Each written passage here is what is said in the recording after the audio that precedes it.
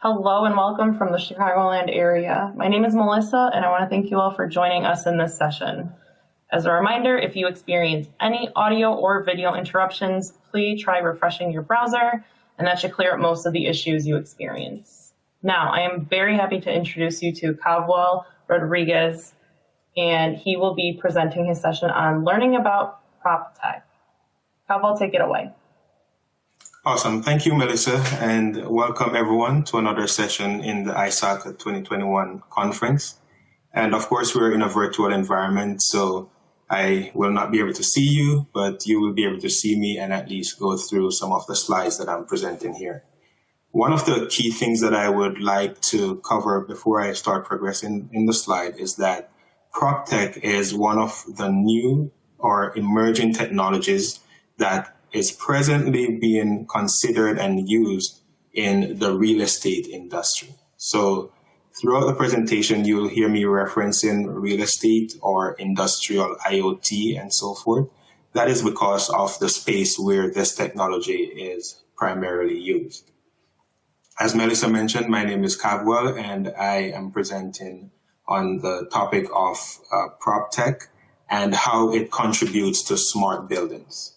So for anyone on who is not familiar with the terminologies or with the industry, I hope by the end of the presentation, you will be able to pull from what I cover to at least be informed and see where these technologies are applicable in your space that you work. So whether you work in finance, in some type of banking industry, or if you're in a space where you're general IT and you want to see how this type of emerging technology can be beneficial to your space.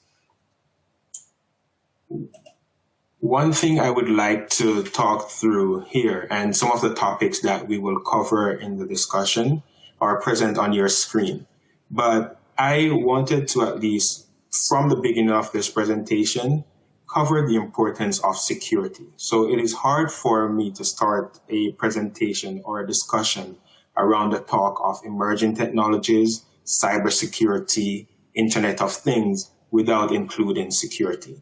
And that is in the sense of information security, a physical security because of the space where I operate in a real estate environment, and also data security or data privacy and so forth. So privacy issues will be some of the key things that we will talk about as well. But how do we secure the Internet of Things? How do we secure our built environment?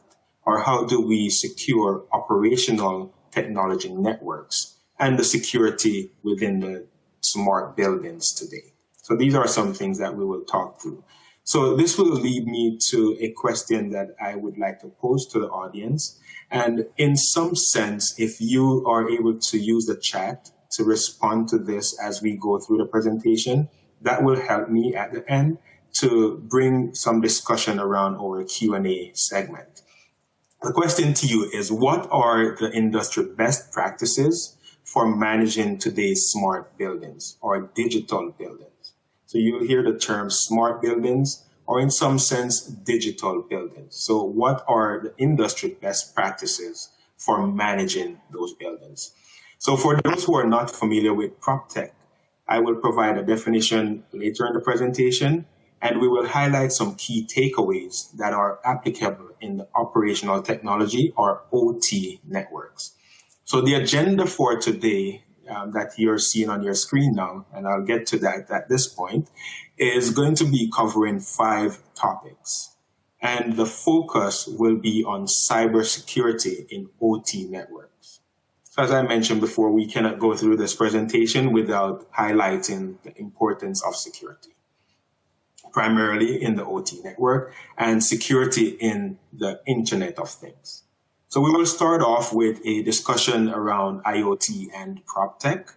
Then we will discuss the differences between IT and OT. So IT is information technology, generally focusing on some element of computer science and infrastructure networks. So these are enterprise networks.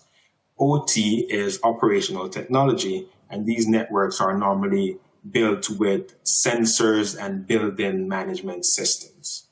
After, we will talk about the importance of PropTech in smart buildings.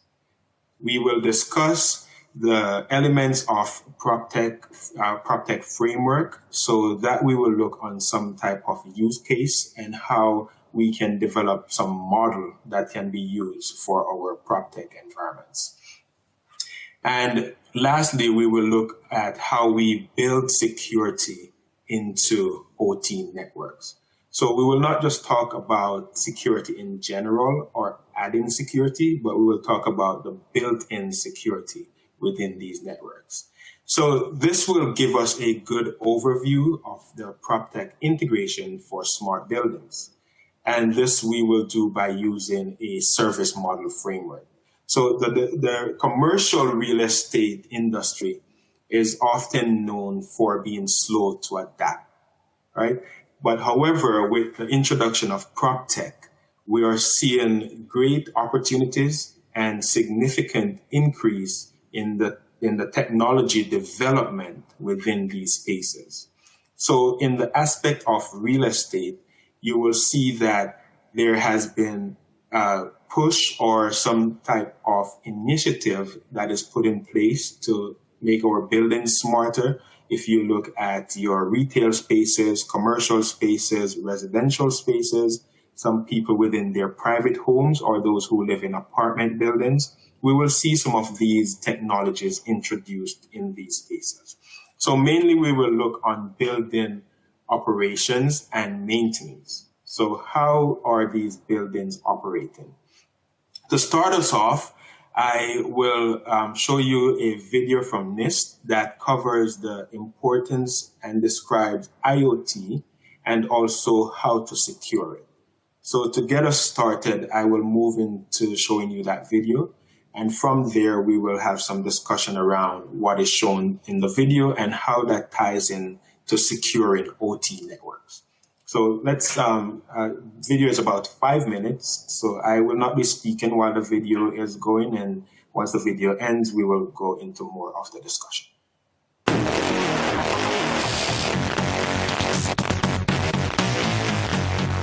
IoT is any physical object that you connected to your internet. IoT is where the physical systems and the information systems collide. What IoT means to me is intelligent smart devices that bring the risks and threats that we've always seen in the industrial and digital control system space into the lives of real people. Our fridges can remind us what to pick up at the store. Doctors can check on patient status from the other side of the world. Cities can monitor everything from trash cans to buses. The potential is seemingly endless. The advantages of the IoT and the data that it produces are going to be enormous, from a personal health issue to the physical reliability of roads and bridges. We should be able to know in advance before roads, bridges, cars, whatever, are failing.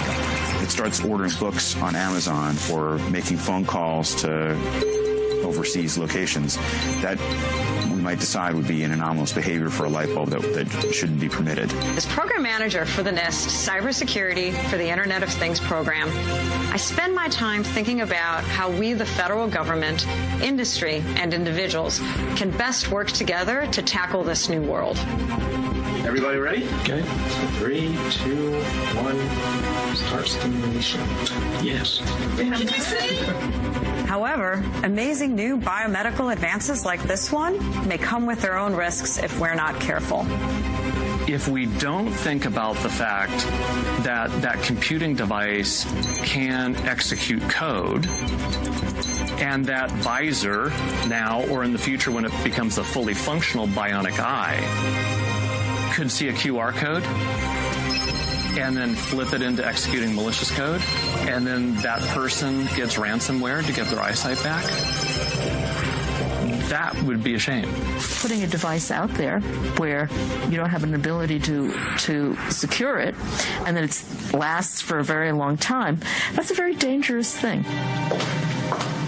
Our digital lives have become a natural extension of the physical world. We keep up with friends on social media. We control our home from our cell phones. If you leave your front door unlocked at home, odds are pretty low that people are going to be stopping by to check. But in the cyber world, countless people are checking every door all the time. The Mirai botnet, for instance, checked these doors, and when they found them easy to open, were able to infect webcams and digital video recorders. Hundreds of thousands, millions of devices compromised. Compromised because of default username and passwords. And I'm not even talking about weak passwords, they're default usernames and passwords. We're moving so quickly, we're innovating so quickly, we don't take the time to build in information security into new products, we don't build in privacy. We have to find a way to do security differently, to build security in as opposed to slap it on in the end. And then there's your data to consider. Whether it be my kid's Barbie doll, to my car, to my HVAC, to all these sensors that are around me or with me, that in essence give you my full digital biological footprint. We have to think about what that might mean. How do you deal with the privacy implications of it? But also, what are the ethical considerations on the use of that data? If we're going to go to a model where the data is being collected as we pass every garbage can and every traffic light, I think Americans who view the ability to go on the open road and drive down Route 66 would be horrified and stand up and really argue against it. But with 6.5 billion connected things in existence and 20 billion expected within only a couple of years, trying to live without using these connected devices gets tougher and tougher. All of a sudden, you're that guy in a wooden cabin in Montana, generating your electricity from the little stream that goes by and, setting rabbit snares to eat. And that's just the devices you get to choose.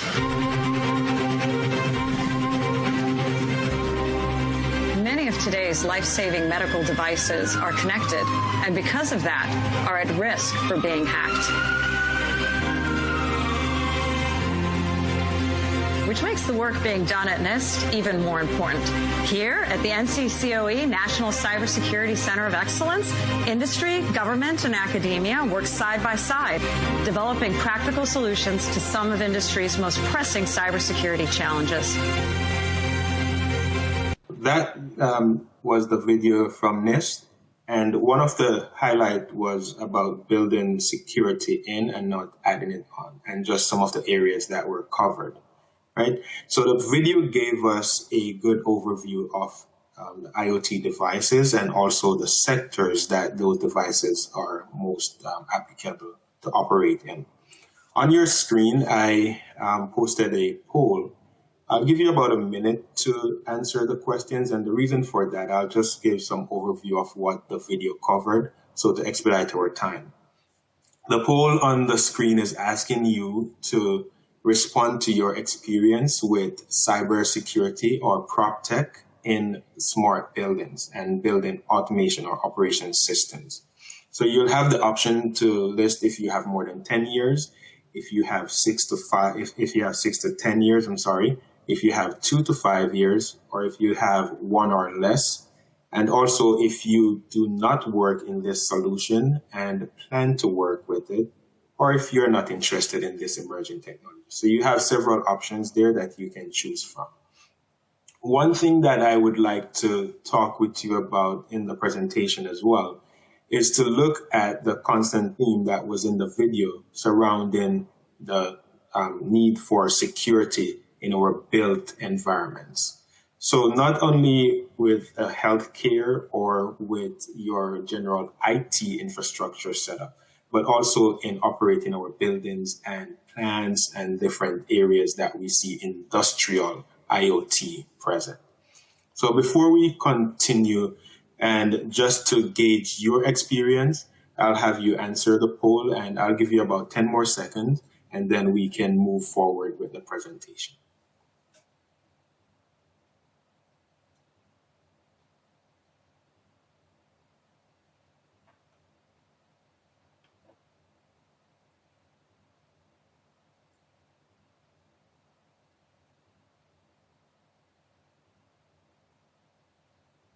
Okay, so that should be enough time there for us, and we will look at some of the results.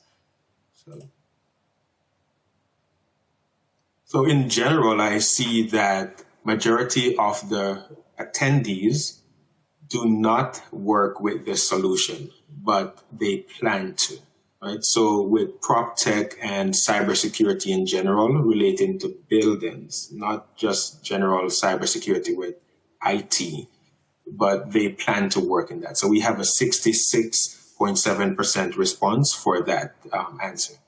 Then we have 11% equally across more than 10 years of experience and 2 to 5 years of experience. So we see where there are a good bit of people. And then the last round, we have an equal 11.1% as well to the other two areas I mentioned, that they are not interested in this emerging technology.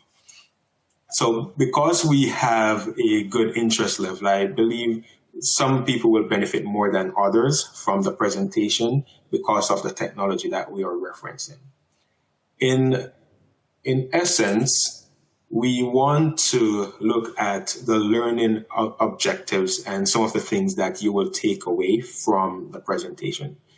So now that I know your PropTech or cybersecurity experience level, it will help me to talk through the learning objectives and to somewhat modify the presentation to address some of your experience levels that are present.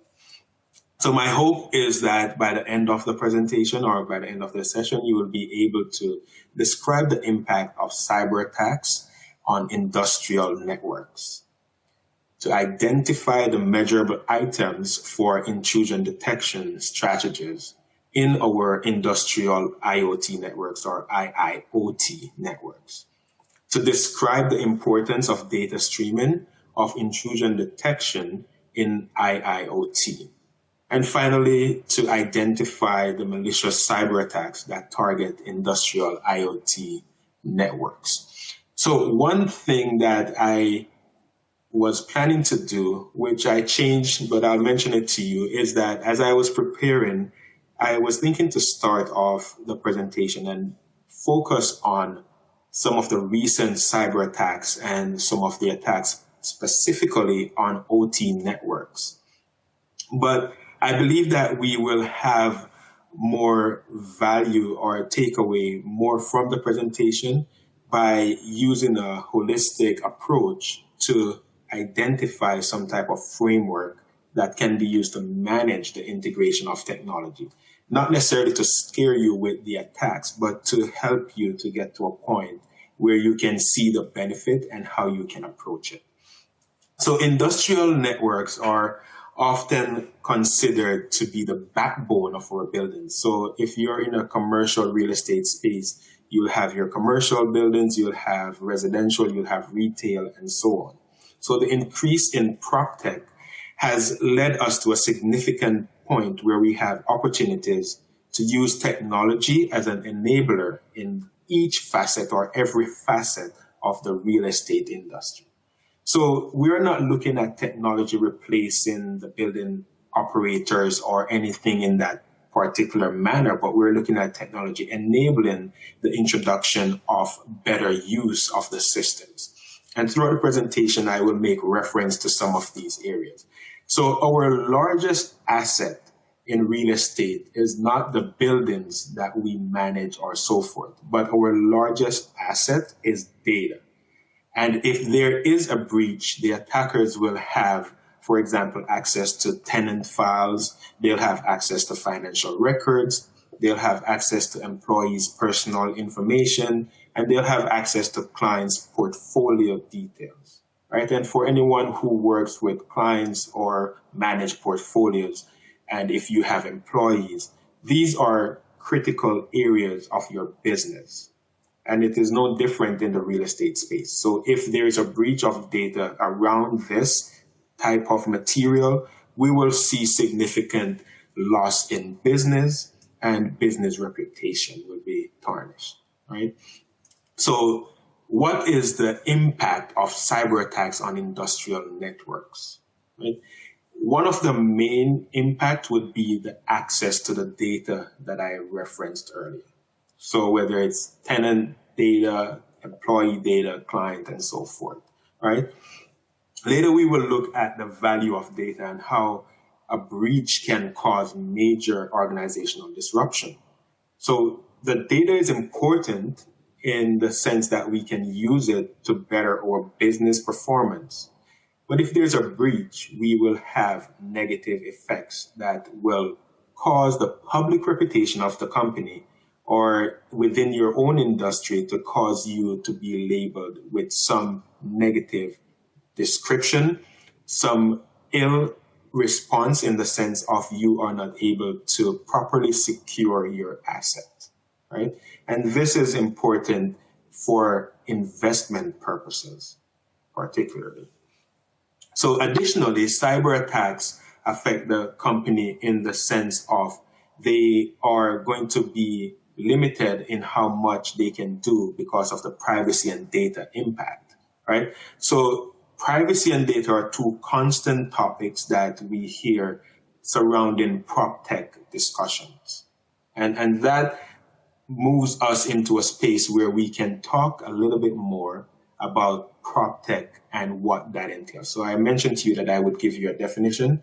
So once we move past some of the surrounding information that connects PropTech to real estate and technology in general, then we will see how that is applicable in the industry. So a complete PropTech integration should focus on several key areas. So one, it should look on keeping buildings safe from cyber attacks. So that's one of the general areas that we focus on when we implement PropTech. It should secure our built environment. It should provide consistent connectivity, and it should ensure data privacy, right? PropTech in general is a simple term that is short for property technology, and it relates primarily to the deployment of innovative technologies to the real estate space. And when we reference innovative technologies, we look at things such as AI, machine learning, big data, machine vision, and of course, Internet of Things. So property technologies are rapidly influencing and evolving in the real estate space. And it brings about a myriad of developments. So we have new products developed each year, primarily by startups that are new to the space and using their influence to move the technology forward. It's important to note that I mentioned startups in the companies that are influencing PropTech. And I'll speak to that a little bit in terms of some of the key things that we need to look for as we implement technology in this space.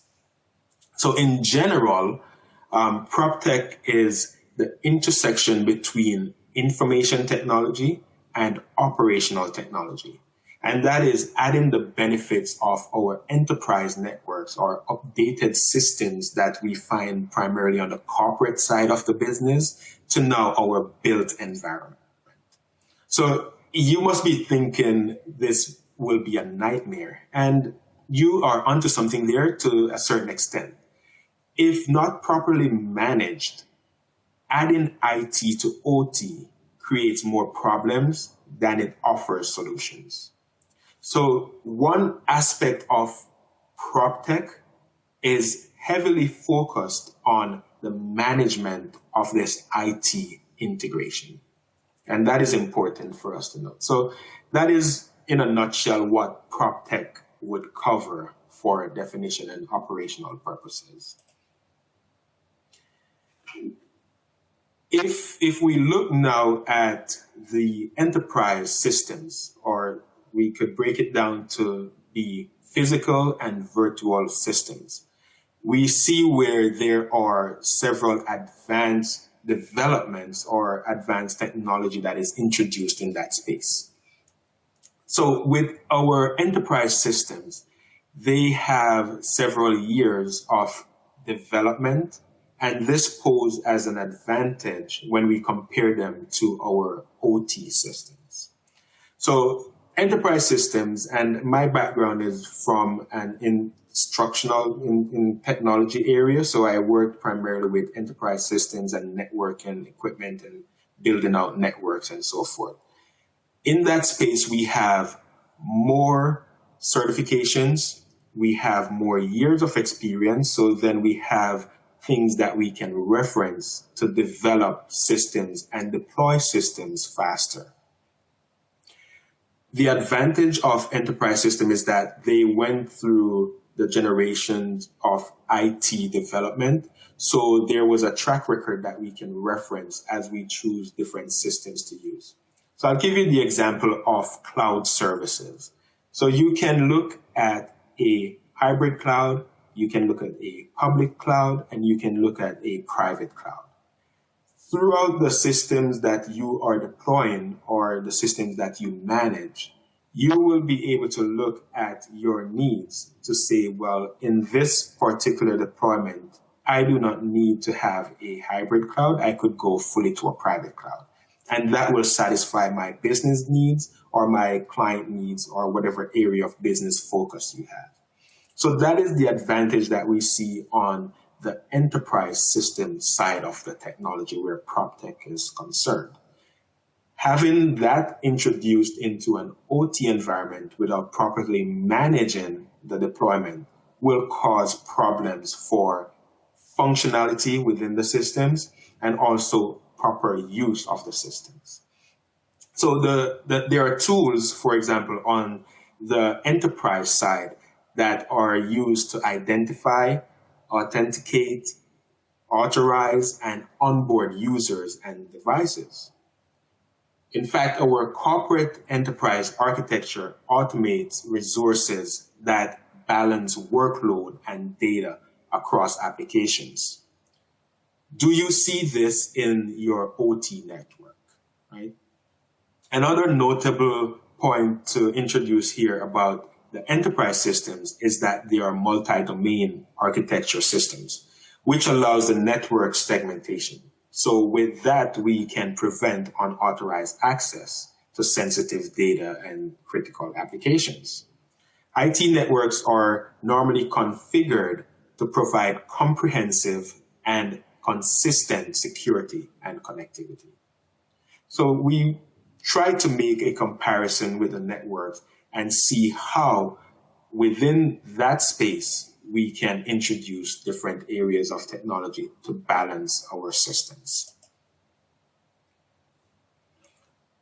Next, here we will pose the question of the future and how do you see the measurable items for intrusion detection strategies in industrial IoT networks. The future of real estate or the future of PropTech or smart buildings in general is promising. The extent to our discussion today would be the future of real estate is smart, but is it secure or will it be secure? So I want you to think on that for a bit. We have smart buildings now, and that will grow even more. But will these buildings that are smart be secure? So tackling cyber risk in the new era of IoT can be challenging. However, the changing landscape allows or provides increased opportunities for collaboration between business units and departments. To that point, we will talk about some of the integration that can be applicable across departments. So first, we would want to start off by looking at integration strategies. We cannot ignore the need for integration when we are choosing a system. And this integration would be in the sense of you have one central platform or edge access device from one major provider to standardize the technology within your network or the technical networks that you use within your business or within your property management and property operation and investment, right? So when we talk about standardization, if we look at it from the point where you are protecting your infrastructure And because of that focus, you're using standard policies or framework that will allow you to manage the systems better. Then we can look at, do you introduce the IT standards that you have on the enterprise side into your OT network? So the point that I want to bring across here to you is that when you look on the introduction of technology into operational networks or into your OT environment, one, do you take the approach of adding IT from an IT lens to OT, or are you adding IT with an OT lens to OT? And that can be very different, right? I went through, and I hope you captured most of what we talked about on the enterprise side of the industry and how that development takes place. Another important strategy that we would need to look on to prevent intrusion is prioritizing security and prioritizing security measures, especially in this age of IoT where everything is connected and accessible. You want to ensure that with that open access, security is at the forefront, and you are identifying secure channels that will provide access and meaningful use of the data that you will find on these systems. So to the point I made about the startup companies and startups being primarily in the space of PropTech and the developments there, you want to ensure that whatever company or provider, whoever you partner with for your PropTech initiatives, that they have a solid cybersecurity hygiene. And this includes your vendors. So whoever you're using for your services, for whatever systems you have in place within your network, that cybersecurity blueprint is essential for you to make a decision, right? So there are several differences when we look on the operations on the enterprise side. These companies or these vendors most times have a solid track record because of years of involvement within the space. And that is one of the differences that we see when comparing OT with IT. To the point of our OT networks, so when we look on the history of the SCADA systems and how they operate, they all operated in silos. They were never connected to a cross-functional network. Or we could take it a step further, they were never assigned IP addresses. For those who are familiar with IT and enterprise systems, you will be familiar with terms such as DNS, DHCP, IPv4, IPv6, and so forth. These are configurations that we use to communicate with devices across the network. When we look on OT network, this level of access, particularly on a remote access setup, were never in place.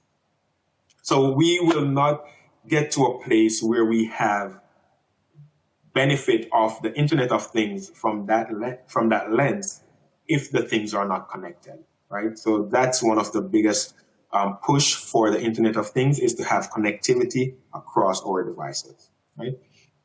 So with some careful planning and within our OT network, with us considering vendors and moving forward in that space, if we have a detailed survey with well thought out and well chosen questions, then we can move now into a space of upfront research, right? So with those questions, we can vet the vendors, we can check to see how best they will integrate within our environment, and we can create an integral system that will make the positioning of the organization stronger and the positioning of our network stronger, because we will have these things cleared up front.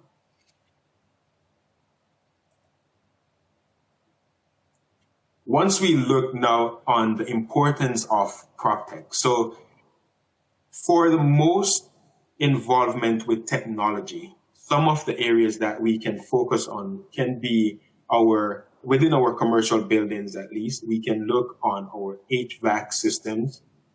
We can look on our access control systems. We can look on our camera systems.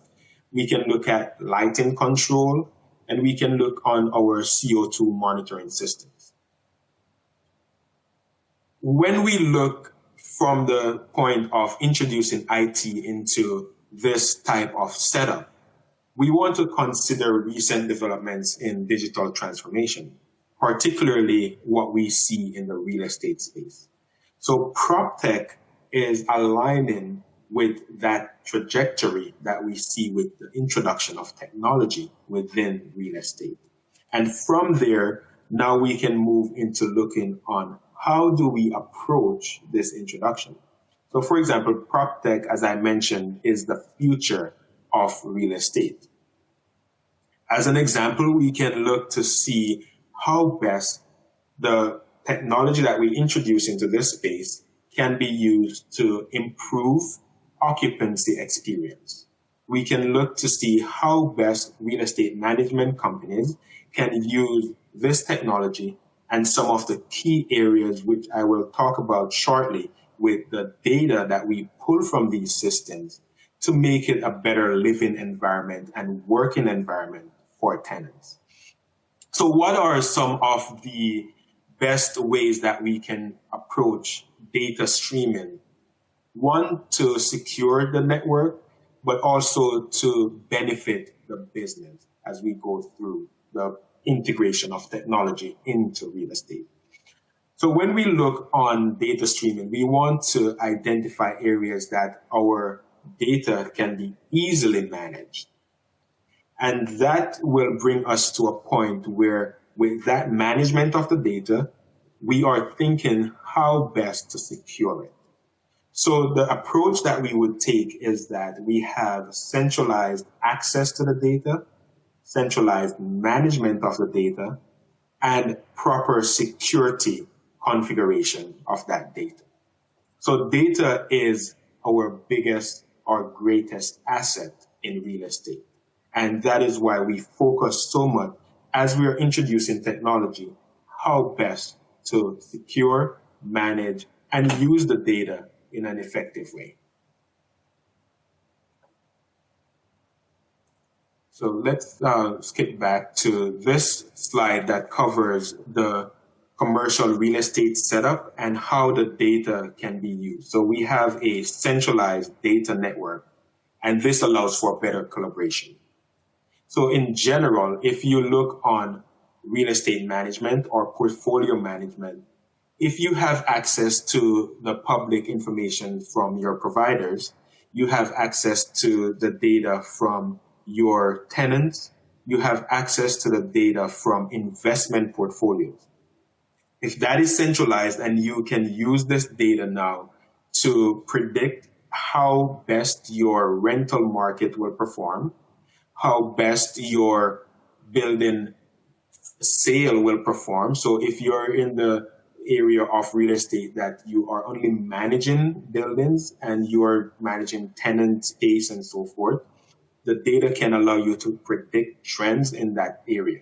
If you're in the area of investment or portfolio management where you're actually selling real estate, the data that you pull from these systems that before were operating in silos and now are connected where you have proper data management, you can use this to forecast how best to sell and when to acquire, when to release asset and so forth.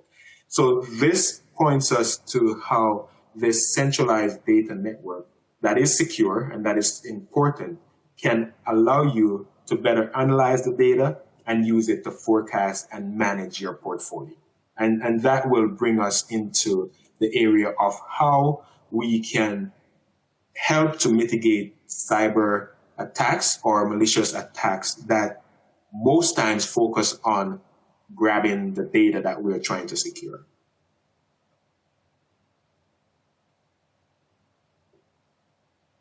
So in recent years, most of and majority of the attacks that we saw within the real estate space were ransomware.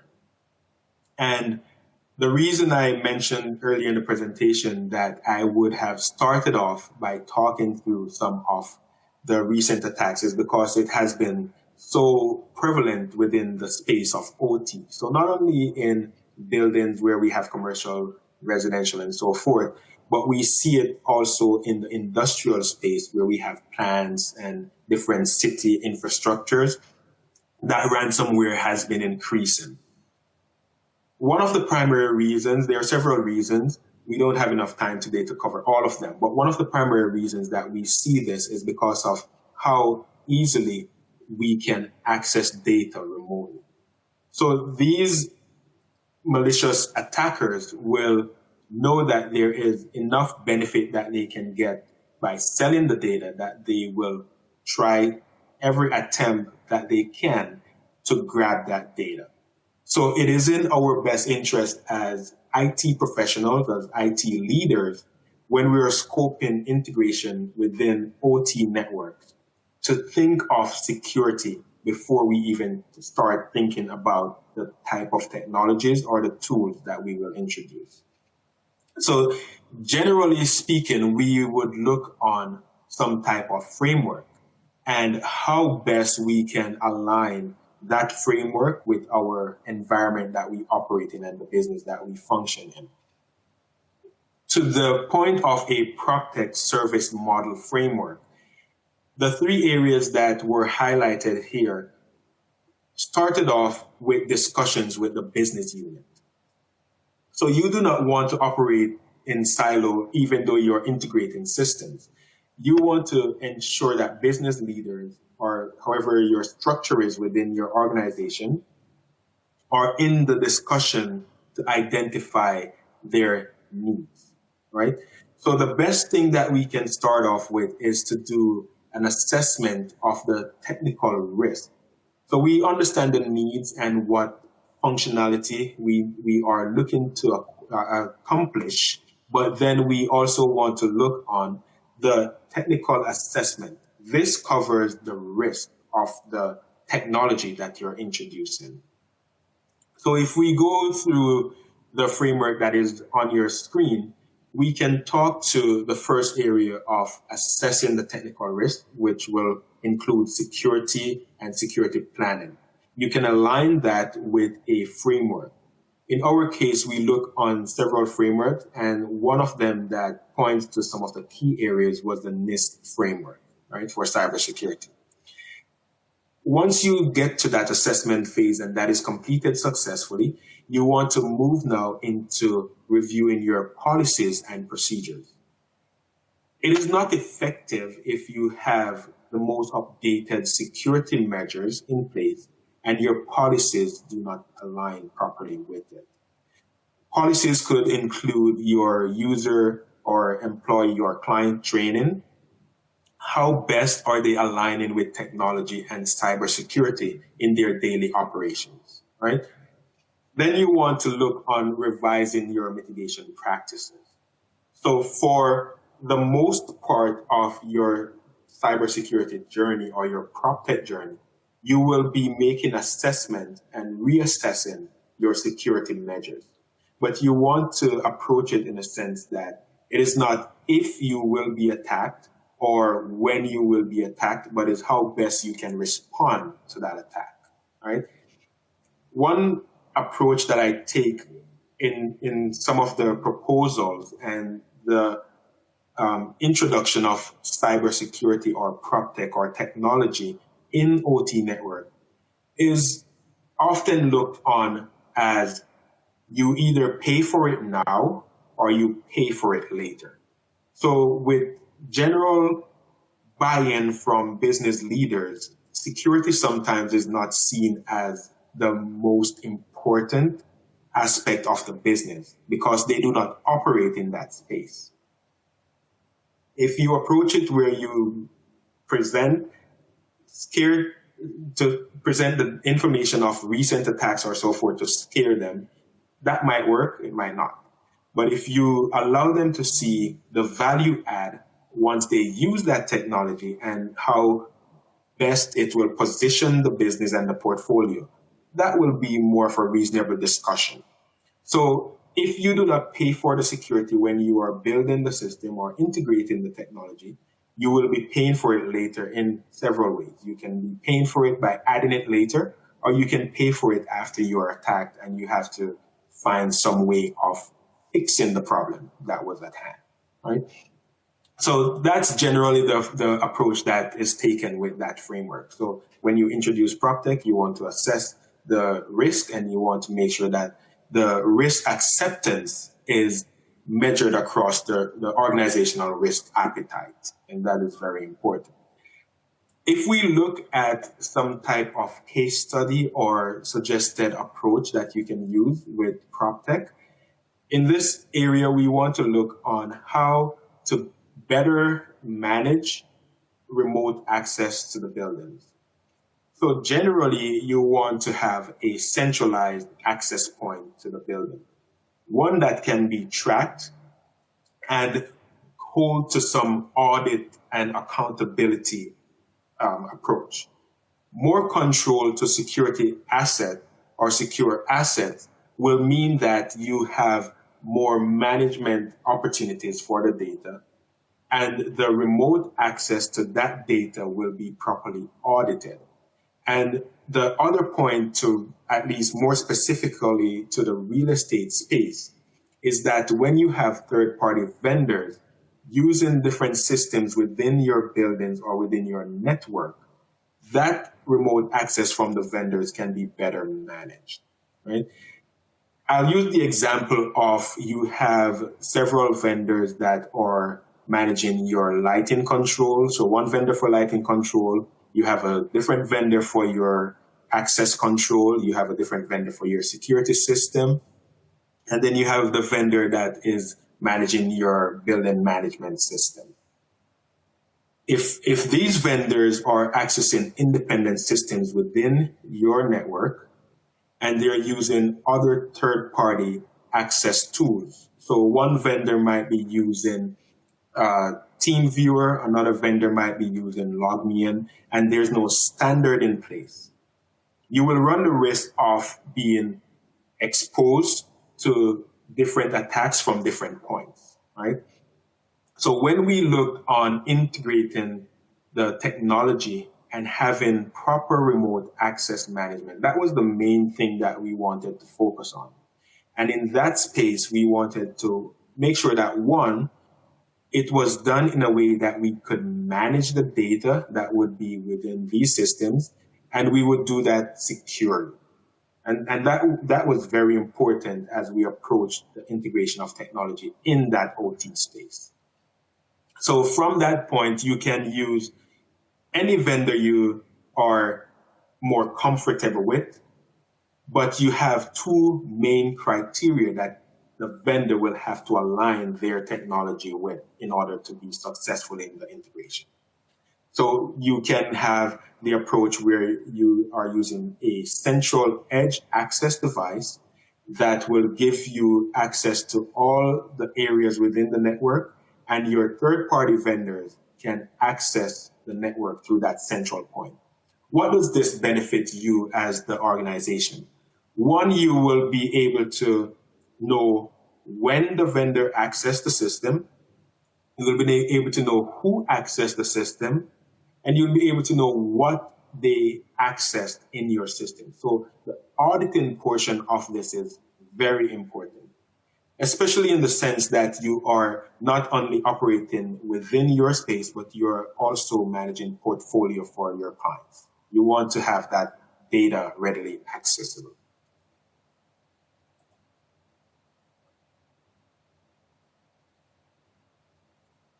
To that end, we will look on how best to build security into OT networks. So I know I mentioned it several times throughout our talk that you do not want to wait until the end of your integration or the implementation to consider security.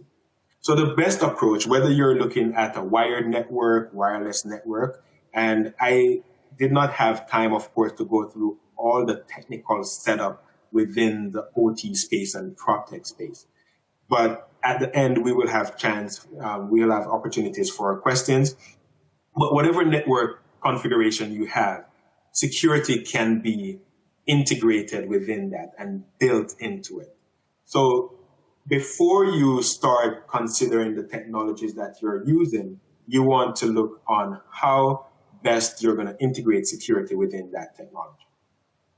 Once you get to that point, now you can go shopping for a vendor that can accomplish those things that you require, right? So without going in depth, I want to leave time for our Q&A. So you want to not only add security to your technology or to your digital transformation, but you want to build technology into your digital transformation.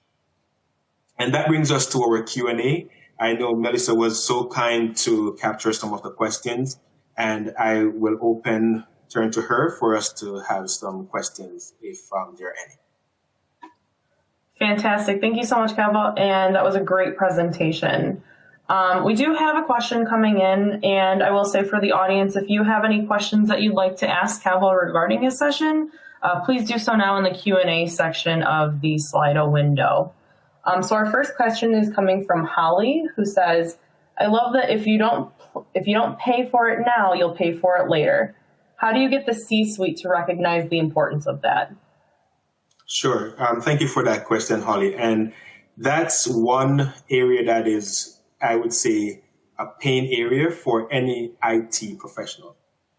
The approach that I suggested in the talk and what I normally try to use is show them the value that would be added to the portfolio. Depending on your area of business, what is that area that they are more familiar with?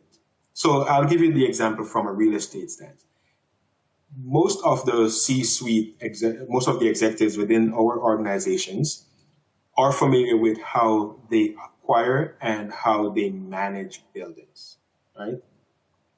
Looking at it from that stance, when you're introducing technology and more specifically, when you're introducing security into that asset, you want to show them without the security element that we're proposing, this is possible to happen and that will impact us in this way. So whether it be from a reputation stance or whether it be from a financial loss.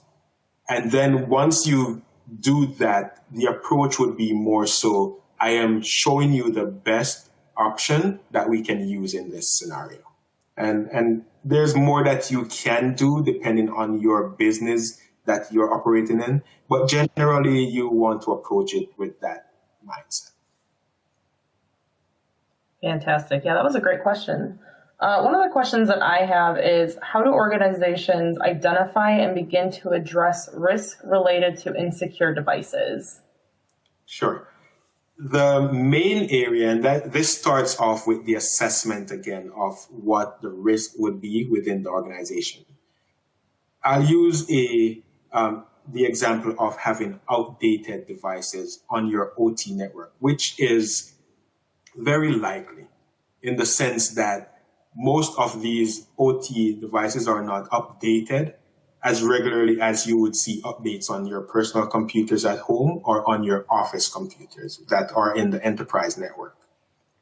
So having a proper management structure in place where the access to the data that you're pulling from these systems now allow you to see when they were implemented, the last time they were updated, and how best you can manage that life cycle for the device. And once you get to that place, then you would be able to manage or minimize the risk of having outdated, unpatched devices that are more vulnerable within your network. So I think that approach to have the data work for you is the best one that I could suggest in that area. Fantastic. And I'm also curious, what are some PropTech aspects you think need more attention? Sure. The one that I mentioned about outdated devices, that's one of them. And also the proper alignment of IT and OT. And to that end, what I mean is, if you are using a IT approach to implement technology within the OT space, you will be imposing standards that are not applicable to sensors and chillers and so forth. So you want to approach it in the sense of not only you're introducing technology, but you're properly integrating that technology where there is cohesive operational functions. And with that, you are merging the benefits of IT with the benefits of OT, and not just using the IT arm to force it onto the OT environment. Fantastic. And I think the last question that we have time for today is, how is securing industrial IoT devices beneficial to business success? Awesome. Great question. And one primary area that I can say is the access to data, right? In general, we would look on, maybe 20 years ago, we would look on IT or computer science in general as the integration of systems and how best those systems are developed. Today, we are moving away from physical networks into more cloud-based, and enterprise networks are now merging into cloud platforms. What does that bring us in terms of benefits? We have more access to data that can be used to analyze different trends within the technology, but also within the industry, and move that to work in your favor, where instead of approaching your cybersecurity or your threat management from a responsive approach or a defensive approach, you're approaching it now from a proactive approach. So when we look on the data that you pull just from the real estate industry, and I'm not even considering banking and higher ed and different areas that we see so much data, but just from the real estate industry, you can now predict some of the operations within your space and within your industry by having access to that data. So I think the biggest echo that I could make from this is that the access to data will bring you to a place where you can move business and investment forward. Fantastic. Well, that looks to be all the questions that we have for right now, but again, wanted to thank you, Cavwell, so much for joining us today. That was a fantastic session. And to all of our attendees, thank you again for joining us in this session. We do encourage you to participate in the session survey, which is available in the platform toolbar at the bottom of your screen using the pink clipboard icon. To continue the conversation, please join us in the ISACA world, as well as in the Engage community. The Engage community link can be found within the chat.